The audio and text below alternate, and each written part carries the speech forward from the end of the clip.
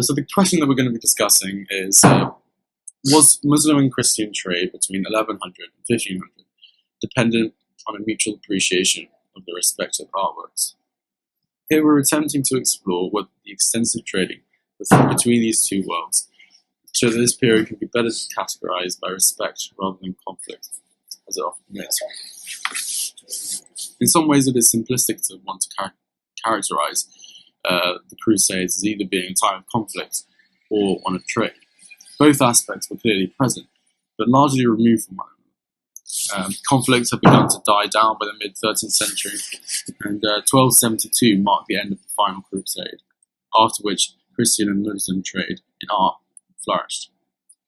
For example, 15th century saw the emergence of a whole new style of art, which incorporated designs from both cultures into their products. This was called Veneto-Saracenic art. Thank you, Felix. So what we can see is that there are many arguments as to why trade was not dependent on a mutual appreciation of art. So one way we can see this is by viewing trade solely on the basis of practicality.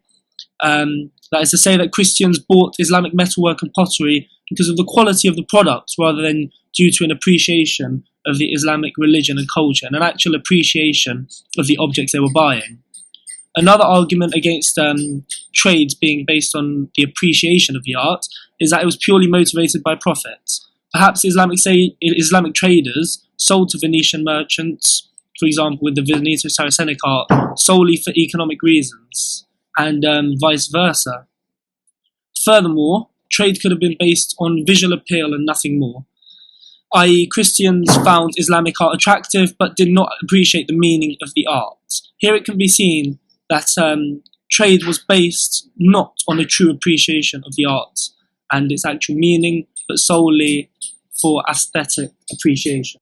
The argument that I'm going to talk about first is about practicality taking precedence over the artwork of the individual objects.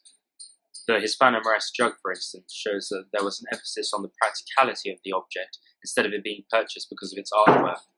The type of ware was originally developed by Muslims within Spain, but it was continued under Christian rule. The continuation of the style of pottery demonstrates that those who purchased the objects were more interested in the quality of the jug instead of the art on the individual jugs. In addition to this, it is clear that Christians in Italy also purchased the jugs because of their quality, as they went on to attempt to imitate the style of pottery, and that in turn led to the creation of the Italian maiolica ware. If you're looking at the adaptation and the imitation of this style of Hispano-Moresque ware, it's a key indicator that those who purchased the good were more interested in how the jug was made and the quality of the actual jug, instead of the design and the artwork of that jug. The Veneto-Saracenic brassware style is another example of a high-quality good taking precedence over the artwork on the object. This style of work was frequently exported to Europe, which means that Europeans were more interested in the quality of Veneto-Saracenic brass instead of the artwork on the individual goods.